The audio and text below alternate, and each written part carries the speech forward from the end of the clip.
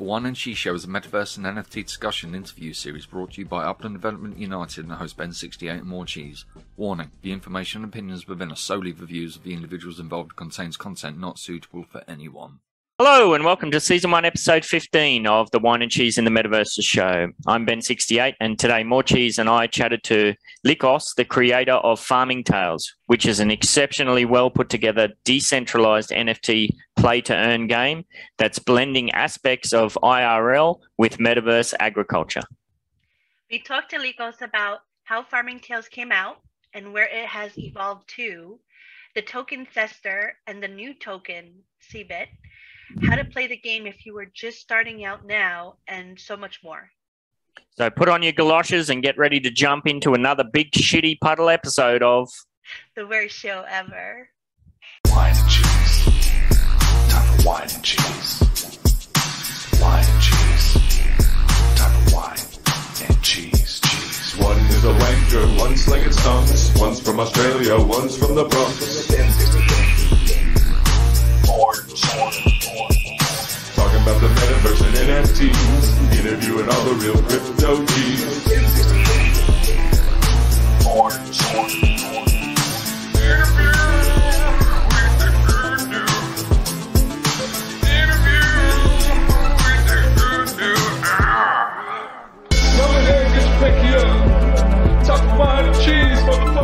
Hello! Hello, hello. Welcome to episode number 5,000. No, it's 15. 5,000. That explains all the grey hairs in my beard. I gotta get mine checked out too. I get that rich old dude gray hairs where they only come up right here. Mr. Sheffield, the Mr. Sheffield strike. Sheffield. There you go. Oh man. So yeah, before we bring our guest on, we could do a little schmoozing, as I like to call it. Yeah, now we're doing this, like this is going to go live on the weekend, but we're recording this kind of midweek, and we've just come across an article in, what was it, the New York Times? New York Times. Which kind of raised both of our eyebrows a little bit. Yeah, it was very interesting. Well, you found it. It was a really good freaking find. It took me all throughout dinner to read through it, but I'm usually the one going on and on. You want to give a little go ahead, and I'll just interrupt you every so often. Have you got the screen share there, or can you give me the screen share and I'll just bring it up? I'm so sorry. That'll help. And then hopefully my laptop doesn't die. Yeah, there we go. So here we got the headline: Investors snap up Metaverse real estate in a virtual land boom, with the subheading: Transactions for properties in digital realms are jumping, guided by the same principle in the physical world: location, location, location. So this, first of all, this being in the New York Times is pretty big. Yep, there we go, New York Times. So yeah, it's we've both kind of had a look through this prior to going record mode, and we've followed a few of the links and dug into a few bits and pieces. There's some stuff that we're going to hold off. We might touch on at a later date, but there's a few things that are just in the core of this article that are going to be really relevant to all of our friends in the Upland space, and potentially, you know, some of the people we know in the Uplift world and all of those virtual real estate NFT deals for the Metaverse. So the article focuses heavily on this place called Metaverse Group, which they were, what does it say here? They recently sold a 50% stake in itself for about 1.7 million. And what was it called, Cheese? Coin. Something.com. Was it Coin? Let me see. I have it open on my tab. Tokens.com. Yeah, tokens.com. And tokens.com, yeah, is a blockchain technology company focused on NFTs and Metaverse real estate. Yeah, they apparently purchased 50% of this Metaverse Group. And it says here Metaverse Group is one of the world's first virtual real estate companies. Yeah, it was 50% was purchased for 3.7 million. That Metaverse group is based in Toronto, but it has virtual headquarters in Decentraland, blah, blah, blah. And it does go on to list like all of the different projects that they're buying up land in them. So One yeah, of like which is Upland. basically what they're trying to do is kind of corner the market, which you know, UCC has plans of doing this. You and I both have plans of doing this, and they're going to buy up a bunch of land to buy, either sell or rent to people coming into the game later on. So like, let's say it's the end of 2022 and somebody comes in, let's say it's a big company, let's say it's Macy's, just for shits and giggles, and they're like, oh hey, we like this, we want to get into this, we don't want to go through Upland per se, like the NFL legits and other people. We want to do this ourselves. We want to just go in there and kind of like set up shop. Like maybe they'll come to these guys and say, hey, do you have any land I could rent or buy from you where we can kind of like do this and this, and preferably we would like it in a place where we have a store. So I guess what these guys would do is look to see who has that land and try their best to negotiate a price to grab it from them, to get it. Well, they're talking a lot about renting, aren't they? So they're not even looking to sell it. It seems like they're looking to get into these metaverse real estate, different platforms, and then buy up a bunch of land and then rent it to these other companies that might come on board. But they also have buy there. They also have like a buy, but I think more so they're going to be renting, like you said. So this first part of the article will be of interest to our friend Scooby from the Icon group in Upland. He's always been talking about this sort of stuff, like doing concerts and things like that within venues within Upland. And it goes on to say how artists like Justin Bieber and Ariana Grande have held concerts within the various metaverses. I remember I saw something where, I forget who it was, somebody was doing a performance within, what's that shooter game that all the kids play with the bloody, the floss dance, Fortnite or something? Yeah, Fortnite I think it was. Yeah, they do that stupid dance. Yeah. So it's kind of, and this mentions, a digital land boom. It appears just months away. They're snapping up concert venues, shopping malls and other properties. I mean, that's, we've already seen like a lot of concert venues within the Upland metaverse, their collection properties or their landmark properties. They're really sought after properties, or like you have focused on Cheese with, the different takeaway store shops and that sort of thing, shop fronts. Other people focus on like gas stations, or everyone kind of has a little niche that they like to go after.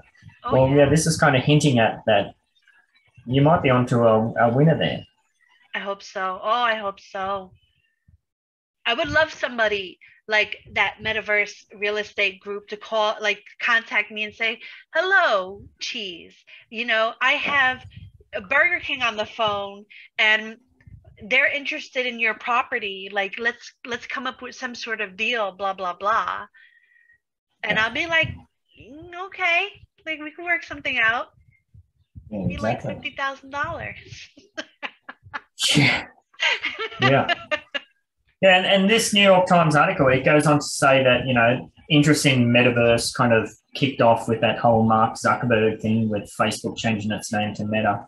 And it's interesting here, this sentence here, it says the global market for goods and services in the Metaverse will soon be worth $1 trillion, according to the digital currency investor Grayscale. Oh, I believe it. Yeah. That's big money. And I like here how it says that, because, there's a lot of misconceptions about what the Metaverse is. And I like here where it kind of explains that it's not, you can't visit the Metaverse because there are multiple digital realms, it calls. So the metaverse is comprised of multiple digital realms. So I guess it's like saying you're going to go and visit Earth. Well, you know, there's multiple countries or areas that you can go to within Earth. You know, it's not. Or like you're going to visit a planet. Like which planet? Yeah, it's like a macro micro approach where the metaverse would be the macro, and then all of the different, you know, different versions, or what do they call it? The digital realms. You know, Upland being just one of many. Yeah. Yeah, so I think that's really cool. And what else? There's a couple of other things that really stuck out. But did you see that show that has? It's like you're singing, but they're singing as an avatar. Yes. Oh, that's pretty cool. Like that's like the beginning right there of introducing. Well, that was a Black Mirror episode, wasn't it? Perhaps. I mean, yeah. I need to rewatch those again, but that was pretty awesome. Yeah, I think it was. And if you were successful, you got to move up to the social ladder or something. Yeah, I vaguely remember it, but yeah, you were singing as an avatar. Yeah. Yeah, and of course, this says here, real estate especially digital real estate is still highly speculative, and nobody knows for sure whether the boom is the next big thing or the next big bubble, blah, blah, blah. But everyone predicts that the metaverse will grow into here it says a fully functioning economy in a few short years, and offers a synchronous digital experience that will be as integrated into our lives as email and social networking are today. Oh, yeah. So... Oh, yeah. And this is what we've talked about this in the UDU meetings and a few different things where, you know, it's probably like my son's just turned 12 years old. It's probably his generation, but fully like, and he's just got his first phone for his birthday because he's about to start high school and he needs it for, you know, traveling to and from school and all that sort of stuff. So that's cool. Yes. So, wow. Yeah. And, you know, we're at the forefront of it all. We're definitely, and we spoke about this today in our team meeting, we're at the real kind of Wild West stage, you know. Crypto even gets talked about as being in the Wild West still. But yeah, the whole NFT metaverse space is even more wilder and more westier than that. So well, we got the Udu, man. We're the biggest, baddest gang out there. Yes. You know, don't stay away from my blockchain. Stay away from my crypto. Yeah, absolutely. And I like how it talks about NFTs and how they can be traded, music, homes. You know, it kind of goes into all the details about the functionality of these kind of NFTs and how they're going to be used, not just as proof of ownership, but, you know, in your everyday life. Yeah, I mean, like today, Upland came out with you were able to swap legits. Now you could swap block explorers, right? Yep. I would love to see Upland kind of get together or partner with someone like Immersi and kind of it doesn't have to be exactly the same, but it could have areas that you go into and you could have it like that, you know? So like you have Upland, the way it is now, but if you go into an address, you're actually there. Your avatar is walking around like Immersi. Yeah. That would be amazing. I would accept that. Yeah. I'd be okay with that. Absolutely. And here's cool too. I like this quote. Rather than try and create a universe like Facebook, this guy said, why don't we go in and buy the parcels of land in all of these metaverses and then they can become the landlords? Yes. Yeah. That's awesome. Like, that's what I was saying, like a couple of shows. I think it was with Octavius or the UCC.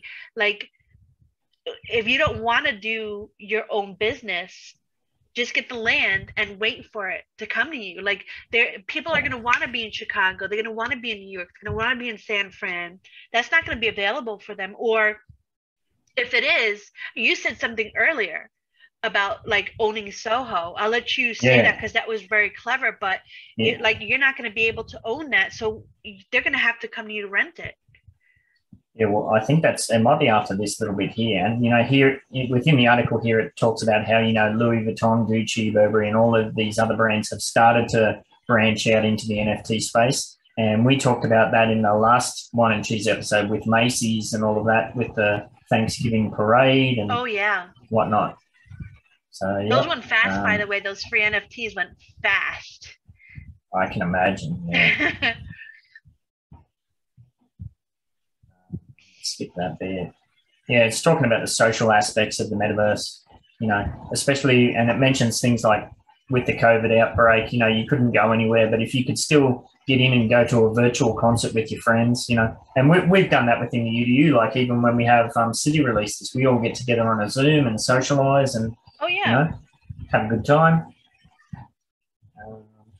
And I mean, people got a taste of it, like during the COVID time, they got a taste of it. And I think you know, a lot of people hated it, but a lot of people loved it. You know, Absolutely. It was my heaven. Yeah.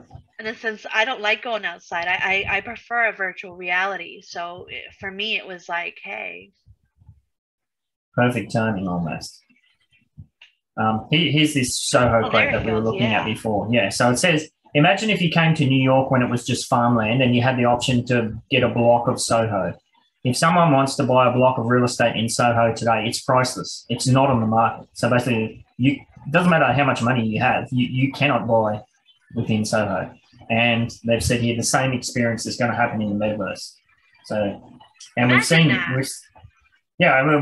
recently with the Manhattan within the Upland game sold out. Well, it took quite a while to sell out, but ever since it has sold out, the floor, the base prices across the whole, raising, yeah, and it jumped 50,000 UpX in 1 week.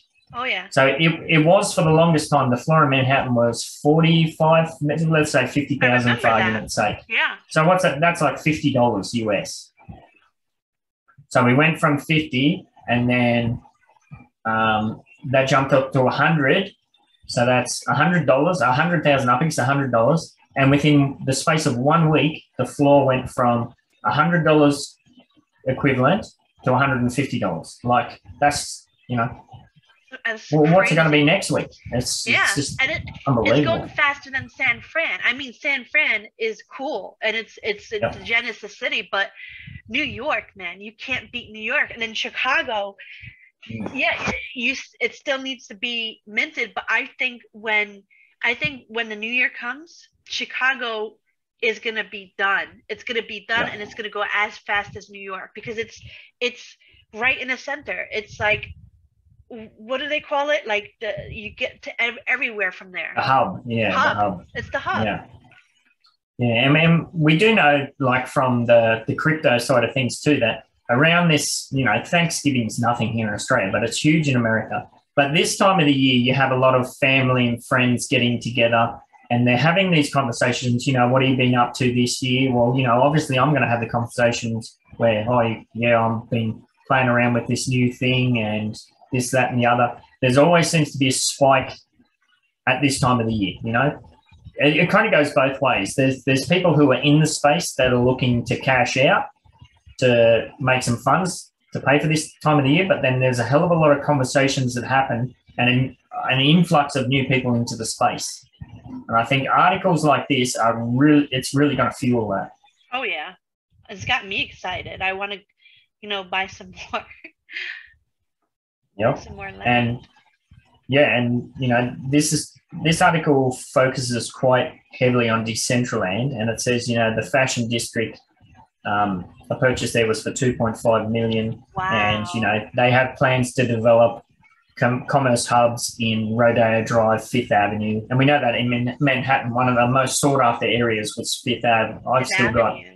I've still got a bunch of properties there. I'm not selling any of those anytime soon. In fact, I talked about this in our team meeting this morning. I'm taking everything out of my portfolio.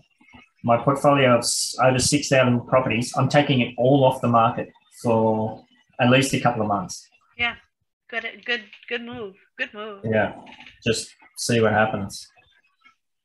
And yeah, they mentioned here, as they said at the start of the article, it's all about location, location, location. Sure, you might go and spend a couple of $1,000s in Bakersfield or Fresno, but is that going to have the same demand as, you know, downtown Chicago, or I think it's not going to have the same value for this, but I think places like Fresno and Bakersfield and Staten Island are going to have different values in senses of upland businesses. If you want to do your own business, those are going to be, weirdly enough, those are going to be places to go for the smallest taxes. Yep. And it's kind of the beauty of the system that they've set up in Upland is it's a direct representation of those buildings in real life. Like you can look at the street view, you can see what it is, but there's no obligation within that metaverse, within that digital realm, to copy what's been done in the real life. Like you could buy Louis Vuitton in Manhattan, the shop front, and you could put, I don't know, your NFT shop on it. You could put whatever you want there if you have one of the businesses. I guess it's kind of like one of those things where people go out of their way to buy domains, knowing that if the company comes on board and they're going to want to buy their domain, they're going to have to pay a premium for it. So it's kind of like that with this, with the land grabs. I own a whole bunch of properties on Fifth Ave. Well, if such and such brand comes in and they want to buy it, well, they're going to have to pay a premium. And why wouldn't they want to? Like, why would they want to buy something on 3rd Avenue when their address is on 5th Avenue? Like, that looks so messy. Absolutely. But, it's very, very exciting. Oh, yeah. And here's one here that we just had a look at that ourselves before we recorded again, Superworld. Now, this, from the outset, this sounds very similar to Upland, but it says here Superworld is a virtual real estate platform mapped over the entire face of the globe, offering 64.8 billion plots of land for sale as an NFT. That's what you showed me before. We both dug into that and had a poke around. It seemed very janky and it wasn't very self-explanatory or anything like that. And it looked like all of the plots, the minimum was 0.1 Ethereum, which, we talked about that. It's like $450 or something. The barrier to entry there, it seems pretty significant. You would need an Ethereum wallet. You would need an Ethereum balance. You would need to have a fairly good grip of what an NFT is and how to store it and all that sort of stuff. So I think this is where specifically Upland is going to come into its own because the barrier to entry is so low. It's an app you download on your phone. You can be playing and buying property within, a minute or two. Now, listen to this. Owners can buy plots for reasons sentimental or savvy, but either way, once they buy the NFT, they get a share of any of the commerce that happens on it. So like the Block Explorer visits. Like Upland. Doesn't that sound sketchy though? It does sound sketchy. If you bought the plot of land, why am I getting a share? Shouldn't it be mine? Shouldn't I get all of the? Shouldn't I get all of the revenue? Ownership? Yeah. That's unless they mean Upland has 5% fees. I guess technically you're getting a share. You're just getting a 95% share. I don't know. That just seems a bit. I don't know. And what kind of commerce is going to happen there? Like when we opened it, all it looked like was a Google map that took a lot of power from my really good computer. my laptop really had no hope. Yeah, my laptop was really struggling to do anything. So maybe it's super early stages. Maybe. I don't know. This guy, I think this guy here, isn't he the guy that bought the $65 million NFT? Oh, is it? Oh, no, this is the chief executive of Superworld. I've never seen New York so empty. Maybe it's like during working hours. Yeah. Superworld. I he's like the guy this part. from Superworld. I like this part here where it says, and as the metaverse seeps more deeply into the everyday consciousness of our universe, there's a new realm where the divide between them gets rubbed away, the Omniverse. Ooh, that sounds ominous. I know. I love it. It's kind of cool. Well, we're seeing this in the cryptocurrency space where in Australia, not even that long ago, probably last year or the year before, if you were to send Australian dollars from your account to one of these crypto exchanges from an Australian bank, that would get flagged and you wouldn't be able to do it. Your account would be locked. The Australian banks were very dead set against people investing in cryptocurrency. Really? There's been almost a complete about face on that now. And, you know, there's talk within the Australian government from the articles that I've read where physical cash is, it's on its deathbed. There's not going to be such a thing as physical cash in Australia. Now, I know you Americans get a bit up in arms with your I know my rights stuff and all that sort of business. So I imagine that's not New York. America is like half and half, really. Yeah. I'm from New York. I never had arms. I never will have arms. So know that. Like I'm a capitalist, but at the same time, like I'm very crypto and I'm all for, you know, this taking over. So go ahead. Yeah, I mean, it is. I can see both sides. It's super sketchy if you have that kind of conspiracy sort of mentality. If the government puts everything digital, well, how easy is it to just completely wipe you out? Somebody does click, click, click, you're done. But would it be the government that does that? Like all this time, I thought the government was against cryptocurrency. It is, but that's what I'm saying. There's been a flippening. Really? Where they've finally realised that it's inevitable. That's what's going to happen in the future. I know from myself personally, I haven't had a physical dollar, coin or note in my wallet for 2 years. Yeah, probably more. If I do, if somebody gives me cash now, like for something, it's a pain in the ass. It's inconvenient. Yeah. Yeah. I'll give it to my kids. Here's $10, you know, and they'll go to the shops or whatever. Yeah. So yes, it's and I think I think this whole metaverse NFT space, we're at the stage now where we were with crypto 2, 3, 4 years ago, where it's still very much viewed as, oh, what's happening? This seems a bit weird. But the reality is it's inevitable. Yeah, it is. You're right. Yeah. So it's kind of interesting. So yeah, the real world and the online world will merge into one hybrid universe with fungible and non-fungible intersect at multiple points. Now, we've also talked about that, you know, where we've talked about how McDonald's, as an example, they run their Monopoly campaign every year and you can collect the cards and do the scratchies and whatnot. Well, that could easily be transferred over to the NFT side. Oh, yeah. We've spoken about Macy's, you know, you could have, absolutely. And you could have some kind of membership card. Now, we've already seen, we see this in the NFT space already, where if you're early on the white list or you're an OG, you get a membership card, and that kind of gives you benefits for life. You know, you can clearly see this merging into the, you know, physical commerce, where if you can do a QR code on your phone, you do beep bop when you go to the store, or scan it when you're on the online website. If you've got an NFT that says you're XYZ member or whatever, then you're going to get your discount or whatnot. Yeah. And I mean, I could see stuff like that being exclusive to people who would pay for it. Like, for example, you know, let's say you go to Olive Garden a lot and they have an NFT program with the utility of exactly what you said.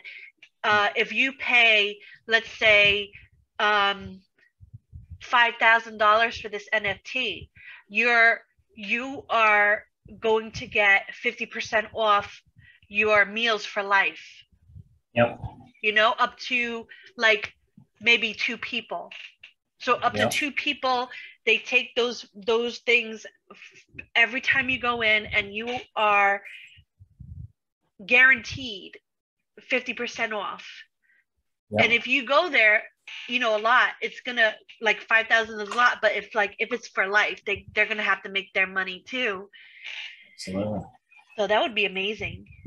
I think we're yet to see the kind of a critical flashpoint.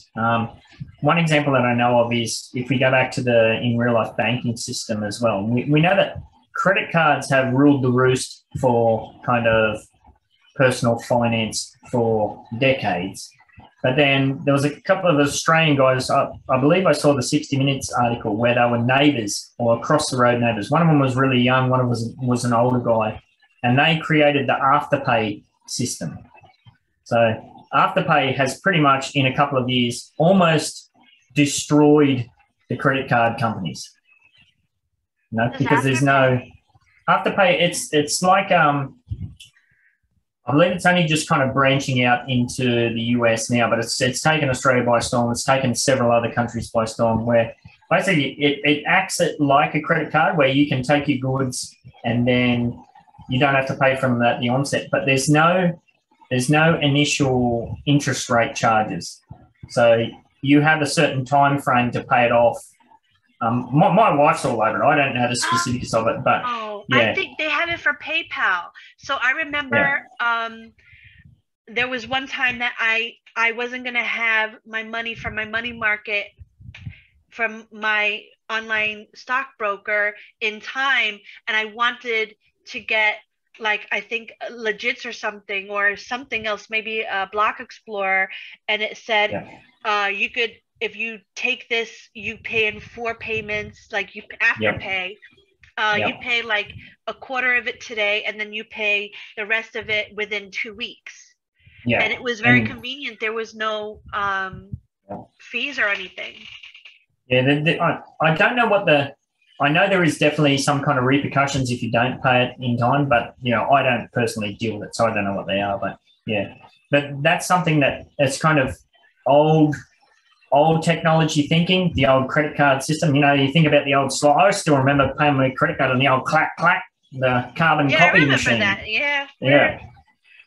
So we've gone, and actually this goes back to when I left Australia, the FPOS machine, everything was still cash-based. You had to go to the FPOS machine to get your cash out. And like if you went to the supermarket and you bought a loaf of bread, you could pay with FPOS. But every transaction, there was like a $2 fee or something. It was quite significant. Yeah. We went back to Japan for 4.5 years. And when we came back, I remember the first day we came back, we were at the local supermarket. And I was in the line of the checkout. And the dude in front of me bought a loaf of bread, which in Australia, a loaf of bread's about $4. And I watched him pay with his card. And I said to my wife, I was like, what the? That guy's just paid $6 for a loaf of bread. He must be out of his freaking mind.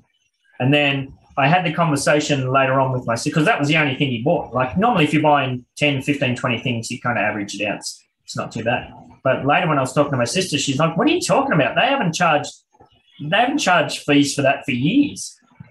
So within the time that we're away, that whole banking system had, evolved.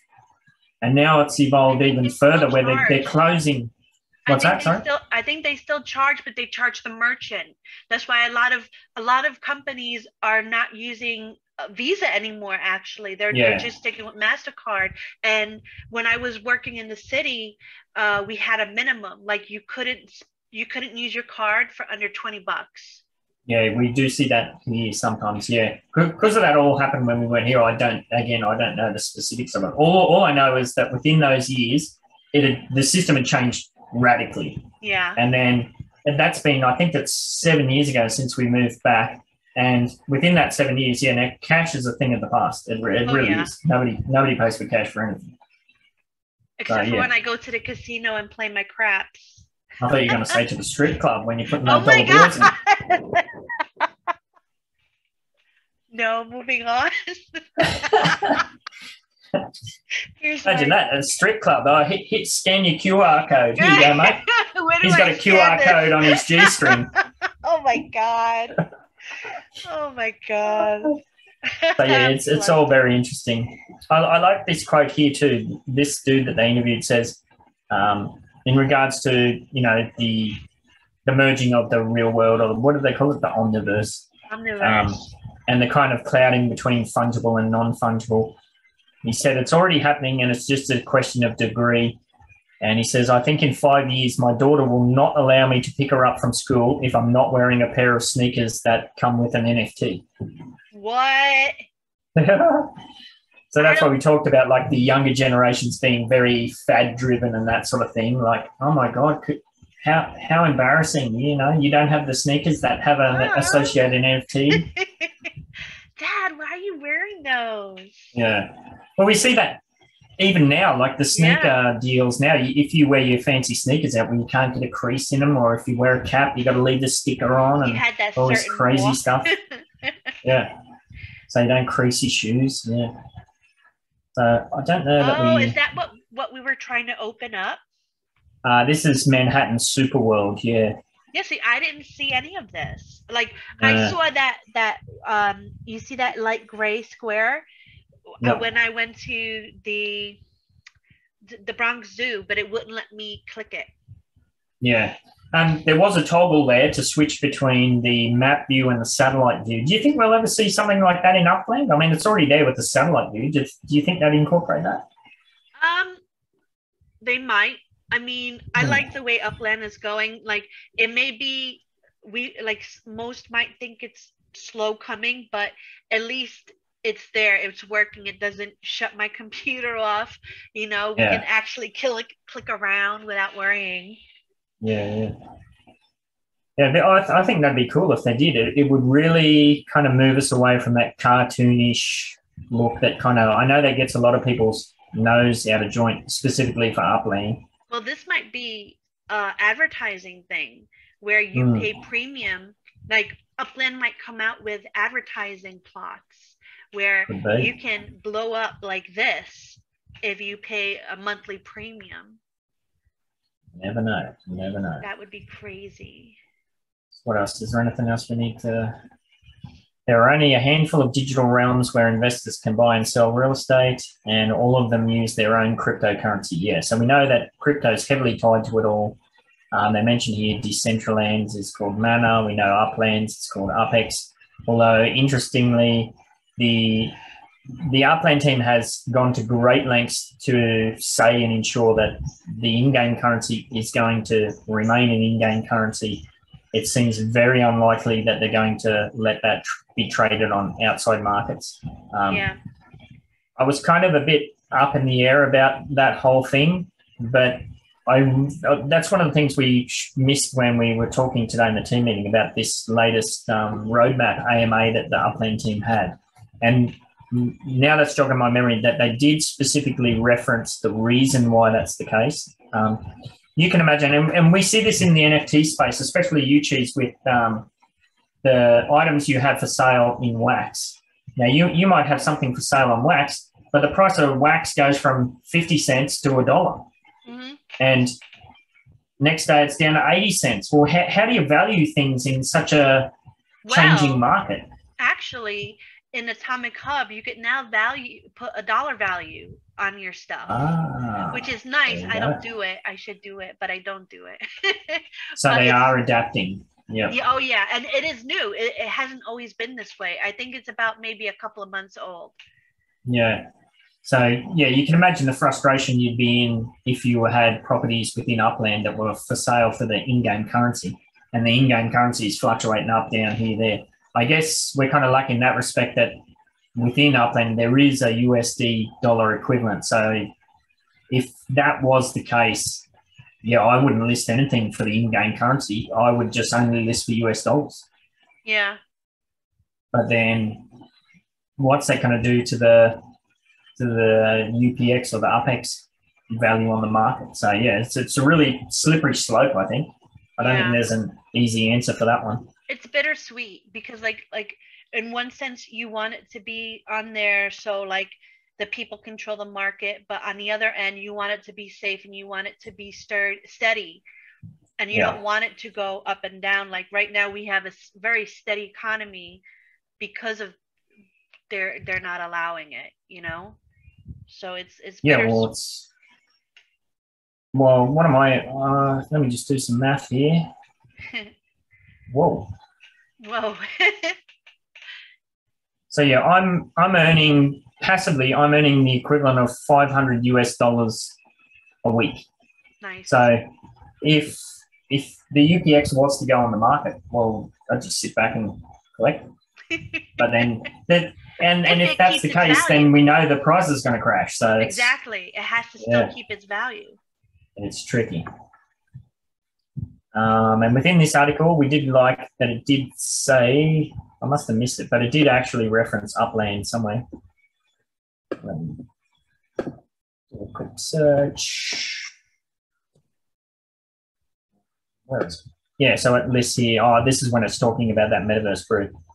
It mentions other places like Decentraland, Somnium Space Sandbox, and Upland. And we know that our good friends Animoca that recently invested in Upland, they're heavily involved in Sandbox as well. In fact, I think they might have bought it out. So, do you think that this is a kind of experiment on Animoca's part to see kind of like how Upland works with them and what they think of them, and eventually it'll come to a point where they will try to buy Upland? Potentially, yep. I think the real thing at play here is pie poking. Is what? Pie poking. What's that? So, and we see this with some of our friends who started off in the Upland space and they've branched out into these various NFT projects. They've got their fingers in all the pies. Oh, pie poking. Yeah. You want your finger in all the pies. Eventually, one of these pies is going to erupt and you retire on the beach. Exactly. Yeah. Well, I mean, it would be not only a great move for what is Dirk? Yeah. But a good move for everybody. Like, all right, yeah, he works hard for a couple of years. He said he's not going to be doing anything else. Like, this is it. So this might be his last hurrah. So, what does he want to do? Does he want to write it out and kind of be a pioneer, one of the four, or does he not want to take a chance, sell it for a whole crap load of money to someone who knows what they're doing? And who knows, Animoca might merge Upland and Sandbox. Yeah, we don't know. And that gets into the personality of the people involved. And the truth is, we will never know until that happens. It does come across very much so that this is like their Durkany Dunn's baby almost. And the third guy, I always forget the faceless the man. third guy. Yeah, the faceless man. Polyana, what do they call it? Poly relationship. Yeah, polygamous. Yeah. Polygam. Yeah. So yeah, I'm not sure. Excellent. And look, it's all. We said this before. It is very much the Wild West. There are a whole number of projects, and the more that these New York Times articles and things come out, it's going to create more and more projects. You can't really get involved in everything. Yourself and myself, we're heavily invested in time-wise and financial-wise into Upland. Upland might be the Betamax of the whole Betamax and VHS kind of thing. The battle. Well, Upland, is it VHS? Is it Betamax? You just don't know. It is all very much a gamble. Yeah, it is a gamble. I hope we made the right gamble. Time will tell. Time will tell. I'll have to find a really tall building. No, I'm just kidding. No. Well, that could be poetic. That could be beautifully poetic. Go to the tallest building you own in the Metaverse and jump off it in real life. Oh. On that dark note, maybe we should get our guest in. Yeah.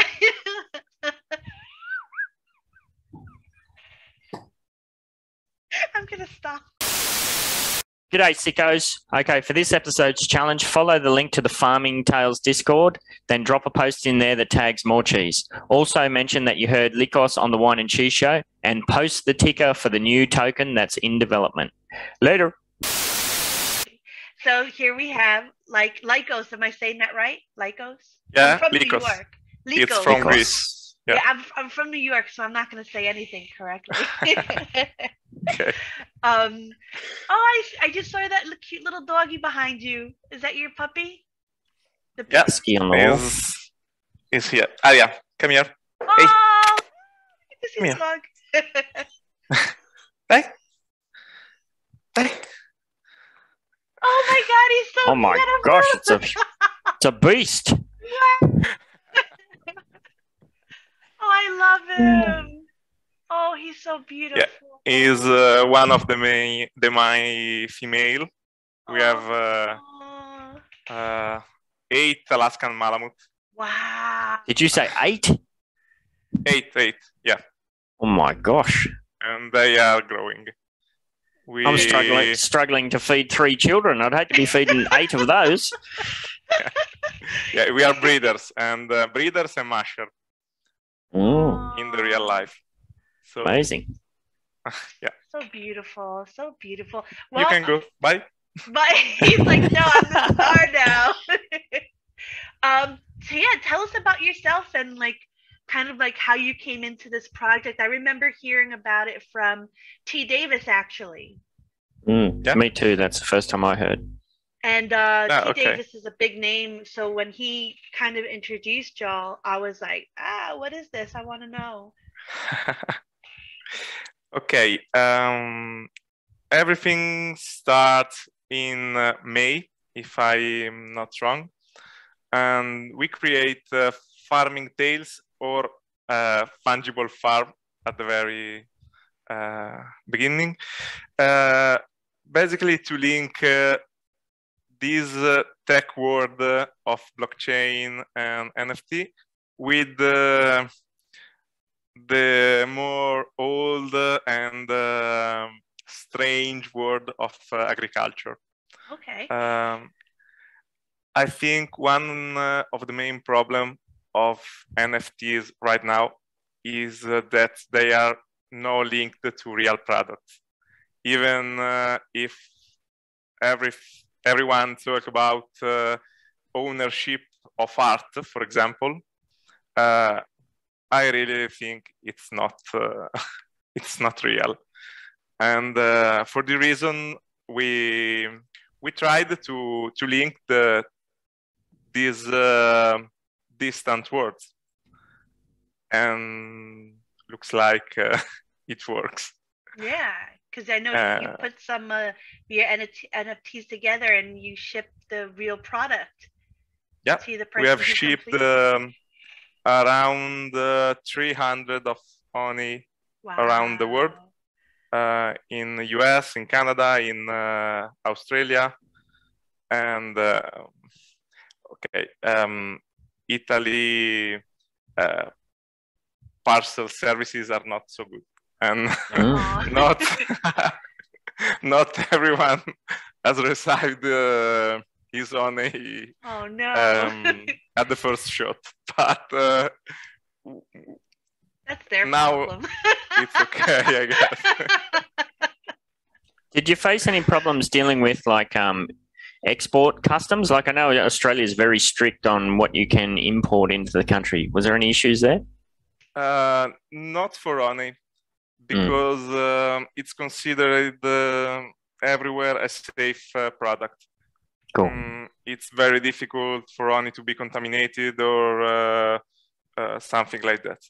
I think we could have some more problem with saffron, for example, because flowers can contain pollen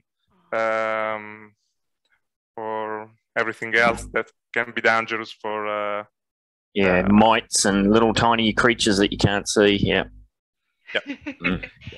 So like, all right, you guys have come a long way from when I first started following you, and I'm gonna say I haven't been keeping up as much as I should. I know a lot of my friends are like, farming tales, and I'm like, all right, cool, I have to start getting back into this because I was really interested in the beginning.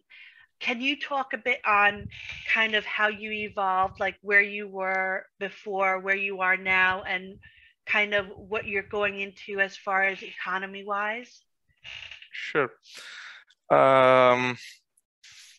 From this summer, August maybe, we start to develop the Farming Tales game. And from the beginning, we would like to have a real game. I really think that the only way to have a sustainable environment in NFT worlds is to have real gaming, not just click and earn. I mean, it's maybe they are good game now, but games based only on speculation cannot be the solution. I agree. Yeah. And that's the reason why we tried to have a real game. Having a real games is not fast as fast as people can think. No way. No, it's a long way. And I have to be honest, our choice to have an alpha version, then a beta version, it's probably a wrong decision. People here are not used to have alpha, then beta, and then the final product. While in gaming is the standard way for game. And but that's it. We have had an alpha. We have now a beta, and for the new year, we aim to have the whole game. So, And do you have a history in game development? No, I am a biologist. Yeah, cool. Of course, I use C++. Sorry, C++ is in Italian, and C++ and C#. Even for my college stuffs, for 3D model, for example, I used Blender for DNA model. I'll be right back. Yeah, right. And so I can use them not so in a so good way, but I can use them. And cool. we have a I was just going to say, so is it just yourself in the team doing this all, or do you have other collaborators that are working on different aspects of the game, or the NFT, or the art side? Or now we are a very big team. I think we are about 15 people around this project right now. We have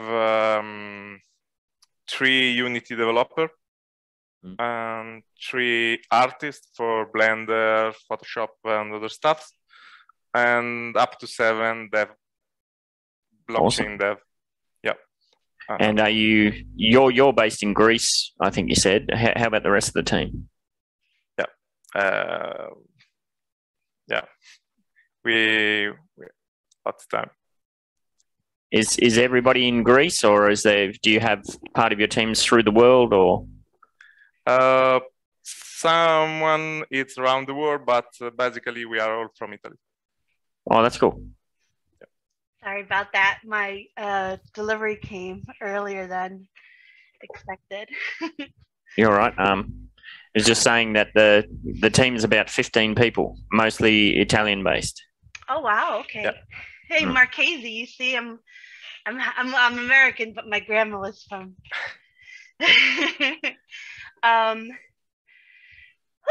Sorry about that. I just had to carry in No 2 problem. huge computers on my own because Oh, our that's family cool. are like, ugh. But yeah, computers. Sorry. All right. Tokenomics. Oh, we before didn't we get really. into that, We didn't really complete everything yet. We were only kind of talked about where you're from, and you kind of hinted at next year is going to be a big year. As far as it sounds like you're going to be moving out of beta into the full release next year. Is that correct? Yeah. We are aiming for the next summer for the full release. Of course, we have lots of update in this period. It's not from 0 to 100. But yes, probably will be late spring or early summer of the next year. Nice. Mainly because of a new Whine that should be our real metaverse.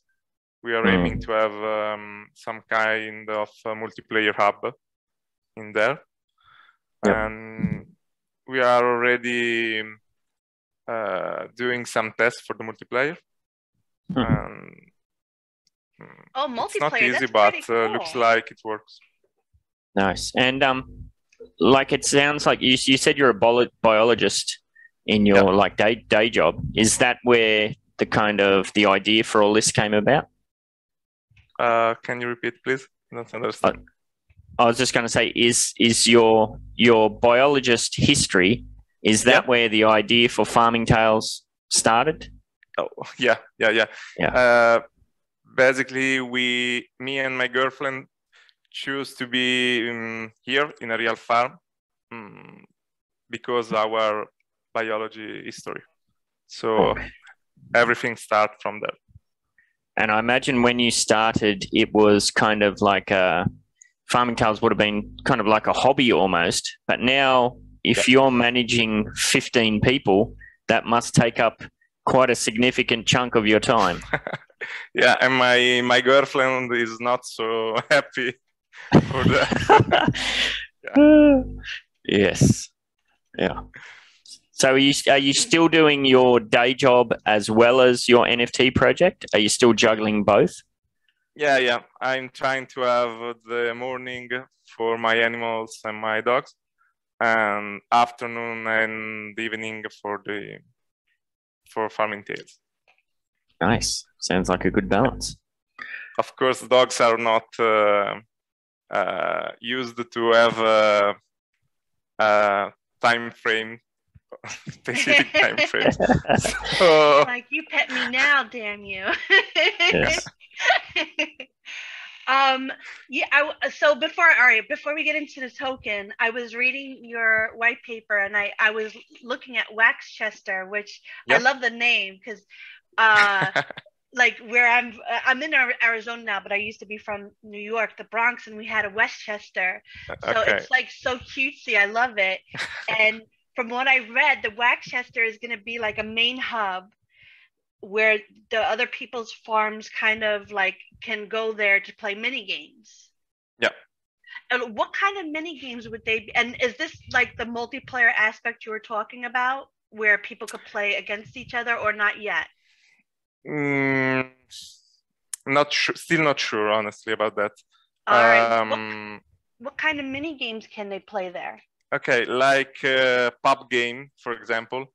We would like to have pub games to be played into the tavern, or so like darts or like pot, like yeah. Oh, that's cool. Like I like that. Yeah. I like that. Or like pool, billiards. Yeah. Something to interact for real with their friends, basically. I like that. Cool. No, I like that. So let's talk about the token now. So you have the Sester token. Yeah. Which is pretty cool, and I read that you can purchase in-game items with that. Now you talk about the kind of like the tokenomics and how to stake and whatnot.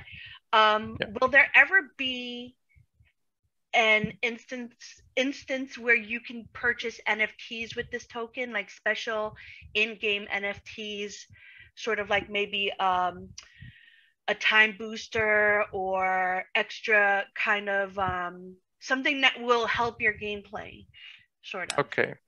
Up to now, you can only buy new productive NFT, animals or buildings. We don't plan to have boosters on the marketplace. They are dedicated to our early adopters, and we want to release more of that. Okay. In the near future, we would like to have customization for the farms to be paid in CEST. We were trying to have them delivered before Christmas, but it's probably too late. So, but it's good to take your time. You know, you see a lot of projects rushing things and they get a lot of stuff wrong. You guys took your time. Your game looks amazing. Like Ben and I went on your website, and the images, the land, everything looks so beautiful. You know, so clean and crisp. It's very simple but detailed at the same time. It's awesome. It's like if you're gonna take your time with a game, this is the perfect thing to do it on, because you don't want to rush through this. You have a huge fan base, so yeah, that's the plan. Yeah. Let me see, if somebody wanted to start playing right now, yeah, what would you recommend that they do? Like, I looked at the prices of land, and land is really expensive. Yeah. Is there a way that people can kind of like rent someone else's land or be on someone else's land? Okay. Well, to be clear, lands are not related to the game, but to the real life farms. So people with lands can produce real stuffs from our farms. Saffron, honey, and hemp is coming. Well, that's pretty cool too. All right. Yeah. So people don't need land. You don't. No. If you said, like, what are the basic NFTs people would need to get to start playing? Basically, they need a garden for vegetables. Yeah. Vegetables. Or some animals with its building. For example, a coop for hens, a shelter for geese, or a stable for goats, cows, pigs, and sheep. All right. And depending on the the quality of the NFT will determine kind of like how much the animal kind of takes up, like speed wise or food wise. Like if it's a common they eat more or less. Yeah, more or less. We have 3 rarities: common, rare, and epic. Okay. But we set these rarities not to have an advantage in terms of production, but in terms of comfort. So if you have a rare hen, for example, you need to harvest it once for 2 hours. While with a common hen, you need to harvest once per hour. And basically, they produce the same, but it's more comfortable to have a rare or an epic animals instead of you don't have to check on them as much. Yeah, and for gardens, it's more about the space. If you have an epic garden, you can set 3 production in the space, in the same space, a common use for 1 production. All right. So, maybe not the best English, but no, I understand that makes you sense. perfectly. Okay. No, that's a lot of complex mechanics involved there. Like, is this something that you spend a lot of time pre-planning for, like on pen and paper or that sort of thing, or is it something that you built as it evolved? We have spent lot of time trying the game before the release, but I have to say that every time we need to deal with the blockchain. So a lot of stuffs we would like to have in game are not possible from the blockchain point of view. So we are testing every day, every stuff, and it takes a lot of time. Go ahead. This is because we decided not to have anything on our backend. because honestly, there is no way to stop cheaters, and the only way is the blockchain. So we have every action from the blockchain and not from the backend. It's a limit for some stuff, but it's the safest way. Sounds good. Going back to my previous point with the commons and rares and epics, you say it's for convenience. So that tells me that it doesn't stack. You would have to kind of do it as like if you have a common, you have to do it every hour, or else it won't keep going. Yeah, they don't stack. All right. Sorry, I wanted to ask that before. Go ahead, Ben. Sorry. Yeah, no, I think that's good that you're putting that much forethought into, you're looking ahead and doing these things before it's all happening, and in doing so, saving yourself a whole bunch of problems and drama that we see a lot of other projects get themselves into. So no, I think that's. Well, where does that foresight come from? Like, how were you able? Where does that that foresight means? Like, how are you able to think of those problems ahead? Does that come from your biology, academic history? Yeah, yeah, even from but also our from the competence of our dev team. Nice. They're really cool guys. Cool. And like Morecheese and I both said we really love the art style. Is that you doing all the art? We are two people taking care of art. Me, Nice. Dual, and Losing. We have 3 different styles, of course, but we are trying to create something standard for the project. And I have to say that I'm pretty satisfied about our work. Yeah, no, it looks great. And like, is that working with Blender and doing that kind of art, is that something that was a hobby for you, or is this something you taught yourself in order to do the game, or is that something you're already doing? I already worked on Blender for college stuff, biologic stuff, but it's an hobby. Cool. I need to work lots of hours on each stuff, more than Losing, for example, that is so much more skilled than me.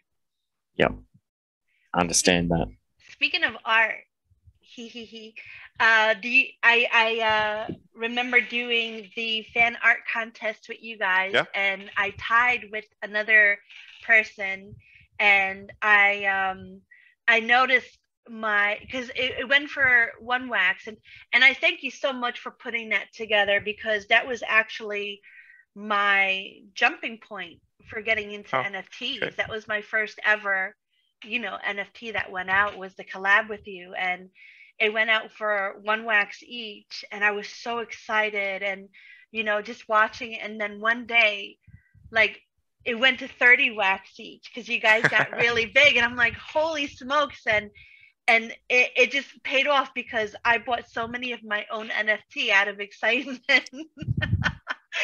So I was just like, woo. Do you ever see yourself kind of doing more of that in the future, like more fan art contests and whatnot?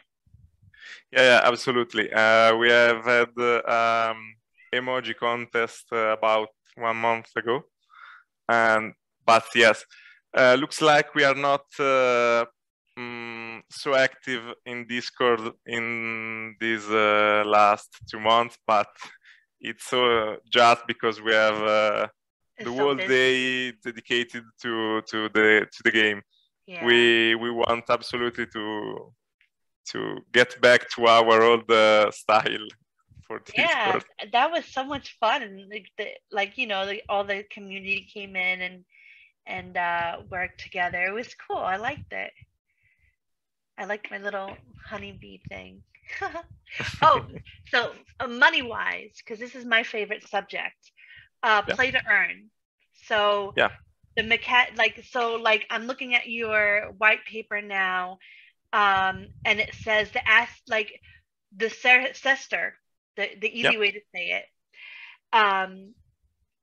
The cester that you earn on the farm can be used to kind of create new NFTs that can either be placed on the farm or sold for wax. Yeah.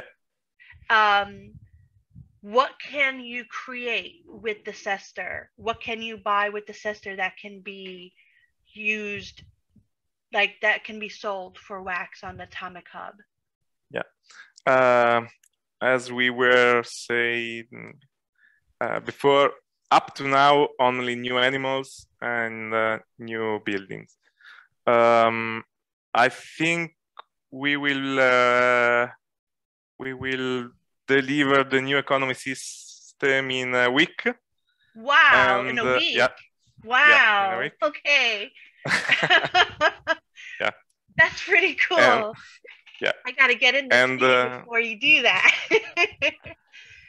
Sorry. And you'll be able to use your cest even to stake them on directly from the game or from our site. Is the same.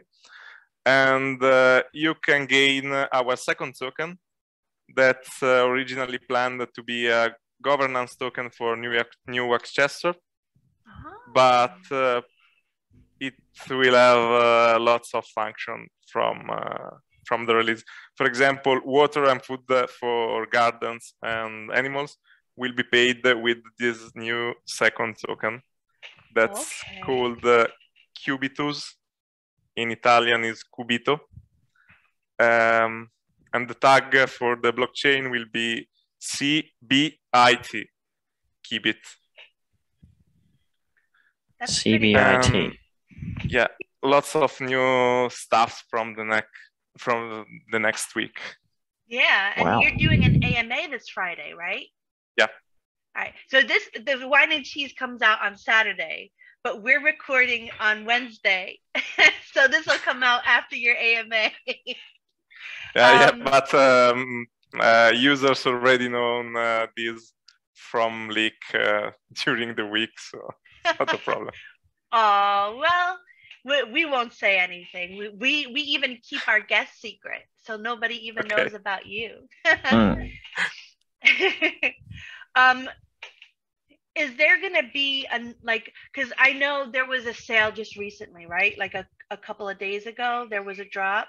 Yep. And it went fast. It went really fast. Do you have regular sales? Is there going to be any other planned after this new economy drops, or is there going to be some time in between? Okay, we are not going to have new big sales in Atomic Hub, for example. No sales in Wax. We are going to have small sales from limited and legendary assets that will happen directly into the game and by cest. All the cest collected from that sale will be burned. Okay. Yeah.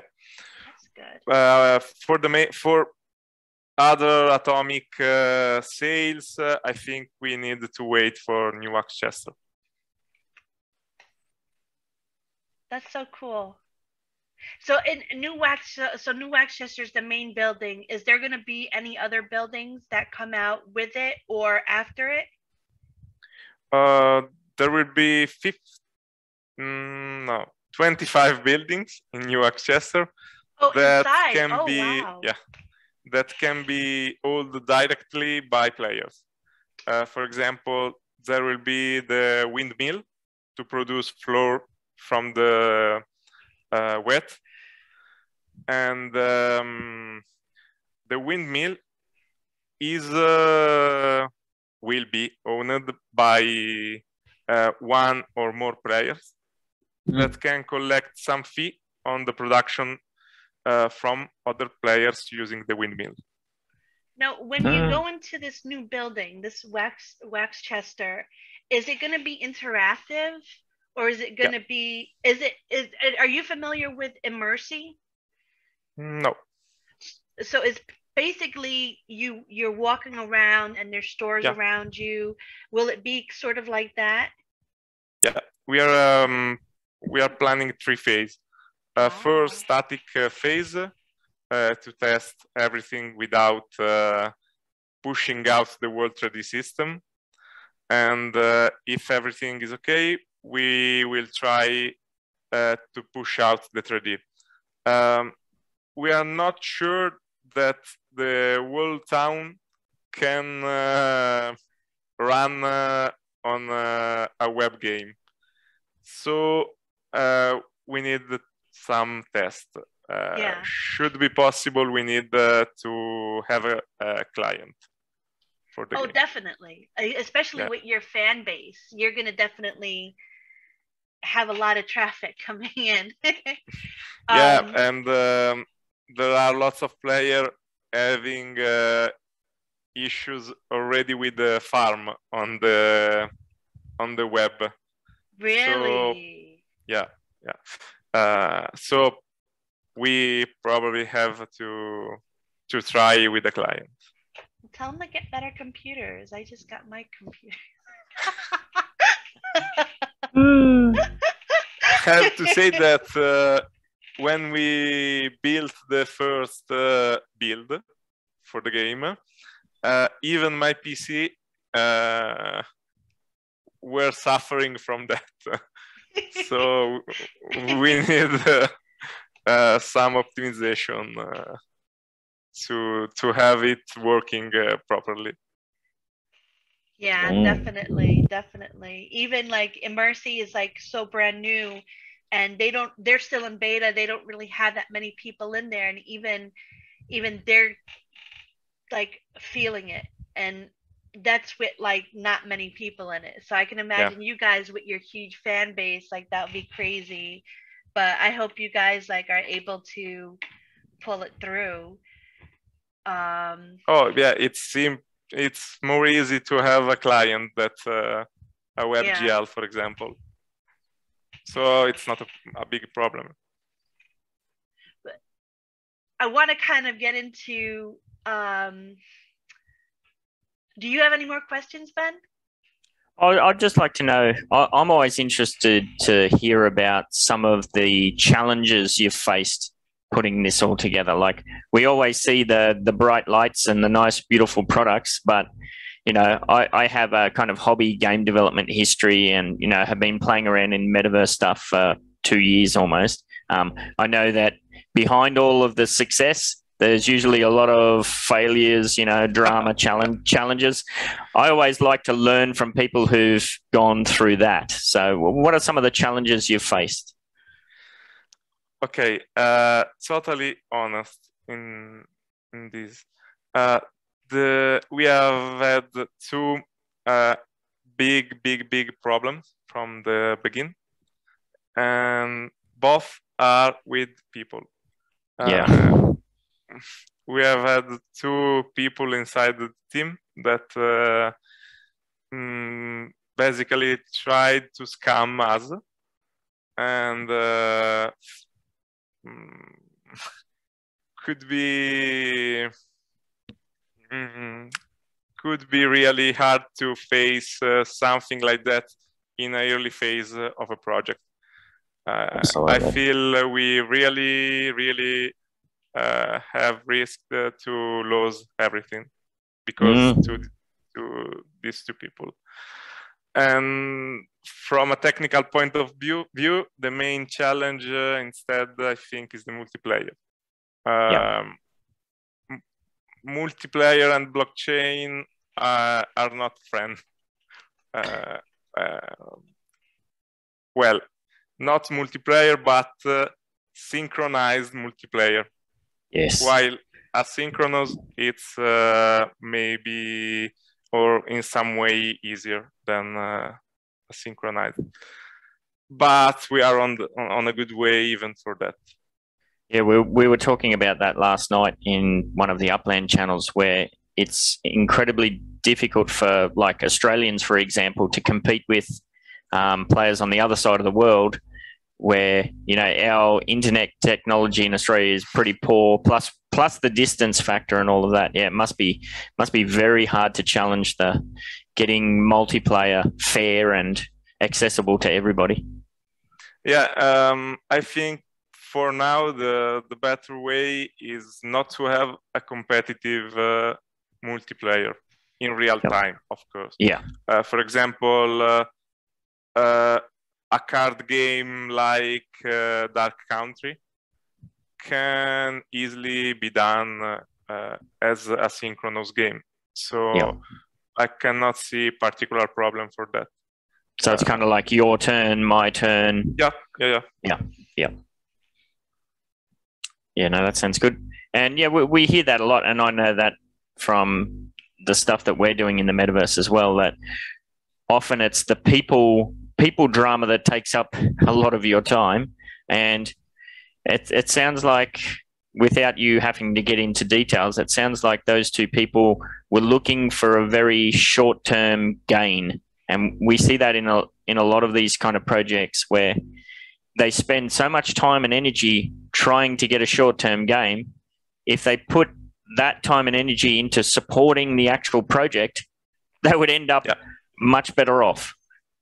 Yeah, absolutely.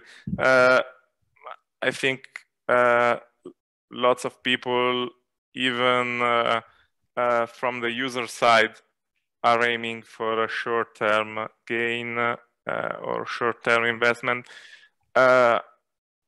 It can work in some season of the market, but as I said before, cannot be sustainable in the long term. Yeah. The only way is to have a strong and resilient. Not sure that's okay. Yeah, absolutely. Project, okay. And I think there are lots of projects aiming for that right now in Wax. But all these projects need time, basically. Yeah. And not everyone is available to give us this time. Well, that's something that comes up quite a lot. Like myself, and it sounds like yourself as well. We're involved in these different projects that start off as a hobby, but then, like, I can imagine you staying up till Lord knows what time doing art and talking to people and doing all that sort of stuff. It starts to blend. What's your real job that pays the bills? What's your hobby job that might be, like, you know, if you put the work into that, that might be far more lucrative than your real job. So it must be very difficult to balance. Yeah, and it's funny when now I met my friends from college and from school, I can now say that my jobs are to breed Slack dog and develop games. And it's cool. And as you said, I still not managed to divide myself between these two worlds. Yeah, it's a hard balance. And I just lost my train of thought there. I was going to ask something. But yeah, that's the dream, though. Like, just kind of like going from your real life job to your virtual job full time. But I'm sure you're never gonna want to stop, you know, the stuff you love, like the biology and the huskies, the dogs. Yeah. Malamuts. Yeah. Malamuts. Yes. I remember what I wanted to say was, like, is the general public where you are they aware of NFTs? Like I know for myself, none of my friends are involved in in real life friends are involved in NFTs. If I share things on Facebook or anything like that, they're like, "What the hell's this?" or "What crazy thing are you doing now?" What's the general vibe over there? Pretty the same. Yeah. I have really few friends used to NFTs, and for example, my mom is scared from this word. She always thinks we are doing something not legal. Not sure why. Are you on those NFTs again? Yeah, get sent to jail for beautiful bee NFTs. Are you using those NFTs again? Yeah. That's cute though, Mom. Go to your room. If you had to, all right. So, do you follow any other NFT projects out there? Yeah. What are some of your favorites besides your own? Which is the best? I'm into Dark Country from the very, very beginning. Before we start farming Tales, to be honest. Cool. I were into a couple of other projects, but we have no time to follow anything more now. So I just kept my Dark Country stuff. Nice. Yeah, it's so hard. There's so many cool projects around, and especially yourself, who's so heavily involved in building a project. I can't even imagine what it's like. Yeah, for example, I would like to follow expansion games, but I haven't still found the time to do that. So I guess that kind of leads into two questions. Another two questions I have is, how did you get involved in the space? Oh, okay. We are into the blockchain, even, of course, not to develop game, but from years. I'm into this world since I don't know, about 10 years maybe. Wow. Oh wow. Yeah, me and Phage were even involved in Steemit. Not sure if you know it. It's a good blockchain and has been used mainly for blogging. Then there were a fork, and we have now Steem and Hive. Basically, they are the same blockchain. And Phage is also a witness on Hive. So we just evolved during this time. Yeah, that's cool. So that's kind of to my next point is, so you're in the crypto space early. So we know that's where you've come from, and now we know that you're fully and deeply involved in the NFT space. What was the light bulb moment where you thought, aha, I have an idea? I don't know. I think it's from the idea that NFT and real products should be linked. Yeah, that's cool. We don't see many things doing that. Yeah, about 1 year ago, when NFT starts to spread around the world, everyone was talking about NFTs in real world, but no one were doing anything about that. Yeah, there was a lot of talk. Yeah. So we tried this way, and it works. Nice. Now, when you reached out to the honey producers and people like that and told them about this idea, how did those conversations go?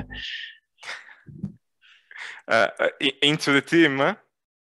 No, like because you're shipping actual honey, physical honey to people around the world. Okay. I assume you're not producing all of that honey yourself. You must be You must be talking to honey farmers or something. Oh, no. It's all from our farms. Oh, really? Oh, that's amazing. Yeah. Wow.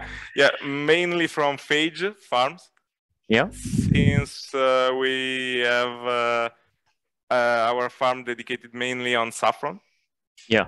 But yes, it's all our honey. That's awesome. So you've got your two products. Main products would be honey and saffron. Is there any ideas to branch into other products that might be like sourced from the wider community, or are you trying to keep it everything yourself? We are trying to collaborate with other people, but not from the community. We need to touch with them the products we want to use for the project. So I have a neighbor growing hemp, legal hemp, and I can see it work every day. And we decided to try to involve even him in this work. Cool. He has about 60 years old, so absolutely not used to NFT, but it looks like it's interested in this work. So well, that's a start. That's a start. Yeah, Usually absolutely. when I talk to friends, their eyes glass over. Even my husband, he's like trying to be interested to be a good husband, but then you can see it in his face, like, please hurry up, please finish. I don't want to hear this anymore. Yeah.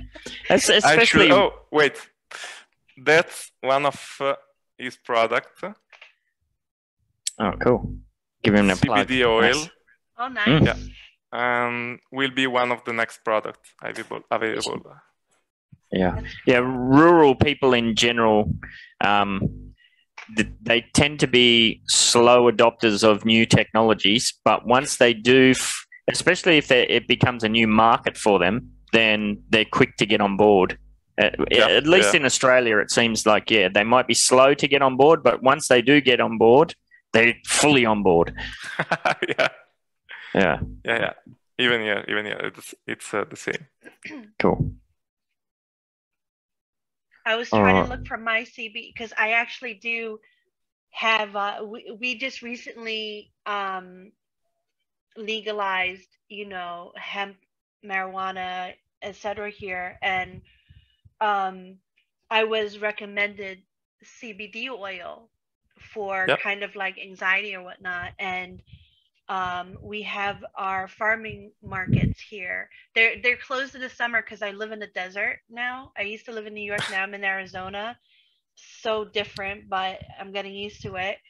But the the farmers markets every Saturday start opening up, and the people who kind of do their own things locally sell their stuff, and it's so cool that I could be a part of this, because living in a big city, we don't get that. And it's really nice to see that you're kind of introducing everybody to the stuff that you and your neighbors grow on your own farm. And it's a great experience to just kind of like have these things available, and especially for a blockchain game that you wouldn't associate it to. And it's just a really nice addition. Absolutely. Yeah. Is there anything that you kind of want to mention about your project that would that you haven't really talked about as of yet, or do you think we did a really good job?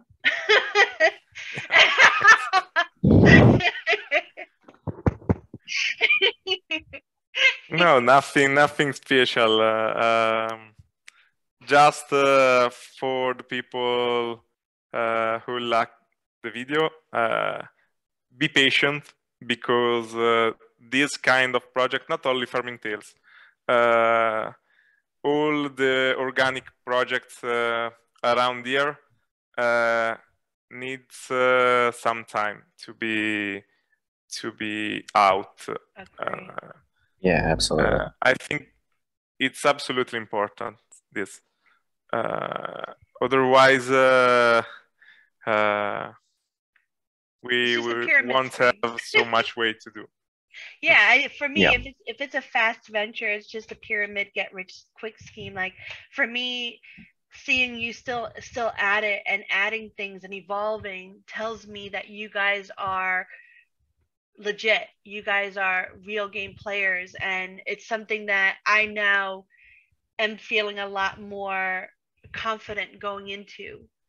Because I have my favorites, you know, I have the Wax Arena, I have Tales of the Crypto, and I don't add too many. Like I love hearing about new projects, but I don't really follow too many because of the fact that it does take a while for something to come up and be really good. But you know, after talking with you, I really want to kind of add to my or like collection already and start being like it also makes me feel good knowing that I don't have to own the land to play the game. Like eventually I will want to own the land, like, you know, to experience your products, because I think that's beautiful.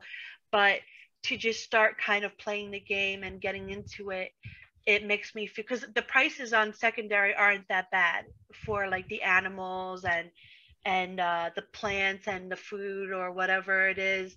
It's like 25 wax, 30 wax, etc. You start out with like commons and then you work your way up with the token. You make more, you sell it, you know. For me, that kind of is nice, that you can work your way up, sort of thing. Yeah, I think one of the best example of this kind of project could be Splinterlands. Okay, yeah. It's Splinterland is here from 7 years, maybe 6 years, something like that. And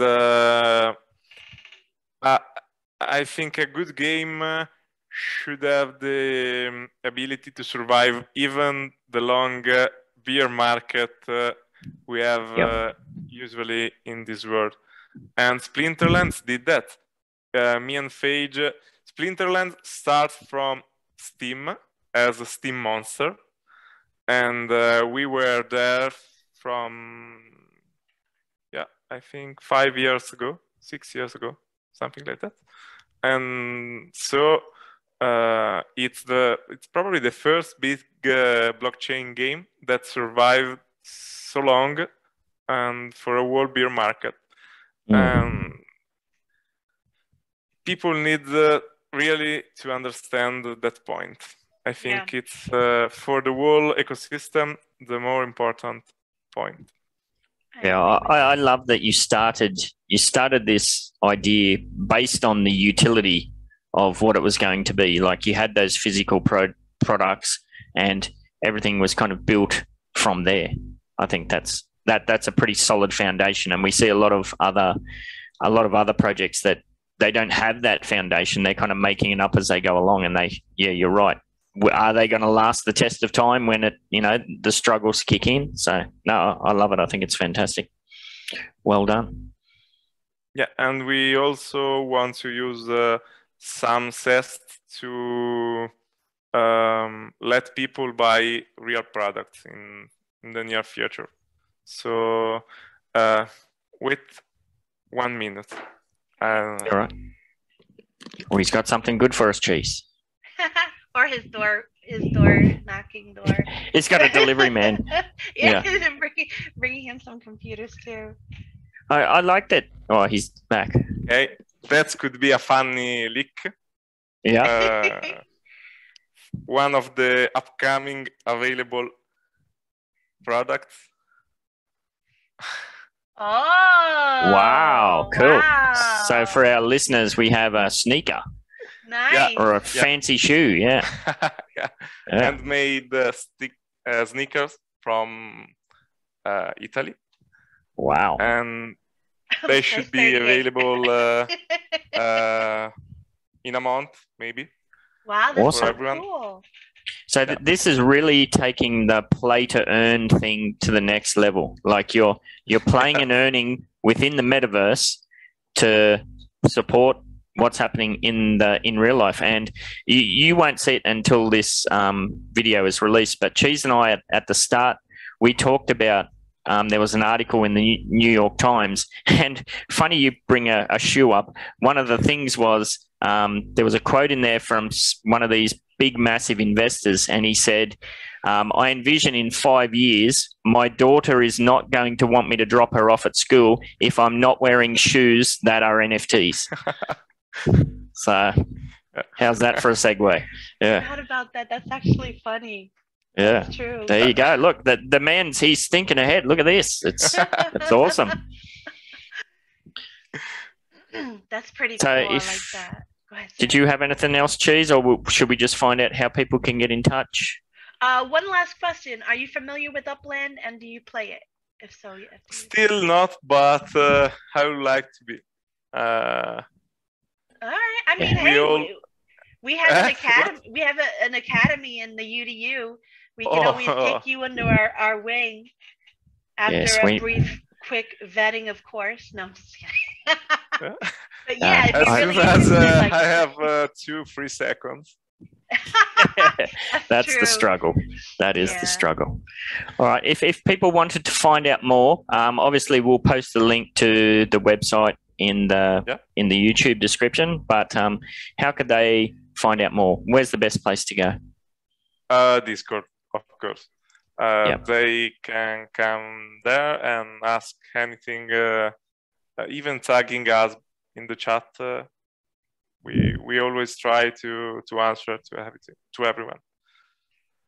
So maybe Awesome. like tag Ben comes up with these challenges. Like Yep. we have these challenges every episode, and I create a commemorative NFT for each episode. So I'm definitely gonna have one of you. We did Octavius last one, and I had this really awesome NFT of him that I'm creating. I'm almost finished, so I'll have to figure out what I'm gonna do with you. And we have a challenge on the Whine and Cheese show that Ben puts together for them to do, and they're most likely gonna go to your Discord and tag me, and then I'll know who to give the NFT to.